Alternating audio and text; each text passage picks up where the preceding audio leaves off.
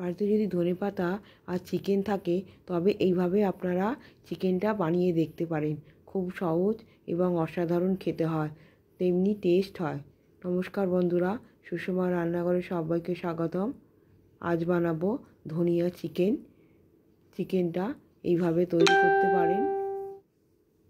তার প্রথমে চিকেনটা পরিষ্কার করে ধুয়ে নিয়েছি, ম্যারিনেট করে নেব গোলমরিচের গুঁড়ো, নুন আর টক দই দিয়ে ভালো করে মাখিয়ে অন্তত 30 মিনিট রেখে দেব।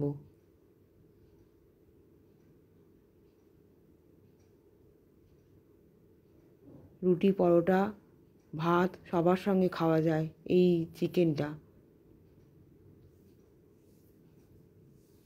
কিছু মশলা নিয়ে নিয়েছি, যেমন ধনেপাতা, কাজু, কাঁচা লঙ্কা আর গোটা ধনে। এটা সব বেটে নেব।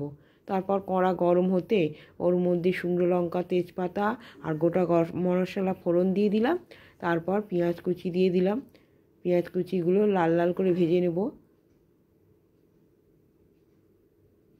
ওর মধ্যে আমি আলু দিয়েছিলাম, টমেটো দিয়ে দিলাম। তারপর ম্যারিনেট করা চিকেনটা আমি দিয়ে দিলাম।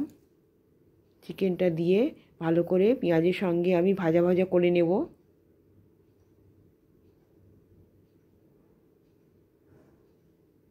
ভাজা ভাজা হয়ে গেছে।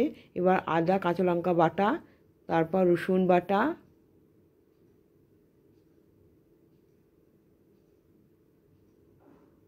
দিয়ে এবার ভালো করে কষিয়ে নেব। এটা ধনে, গোটা ধনে বাটা।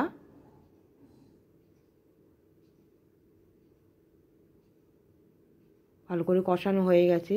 এবার পরিমাণ মতো নুন দিয়ে দিলাম, অল্প একটু হলুদ দিলাম, আর এটা কাজু বাটা। আবার ভালো করে কষিয়ে নেব, ঢাকা দিয়ে দিয়ে এটা কষিয়ে নেব। এবার কষানো হয়ে গেছে। এবার ধনেপাতা বাটাটা আমি দিয়ে দিলাম। এর মধ্যে আমি জল দিইনি, মশলা ধোয়ার একটু জল সামান্য দিলাম।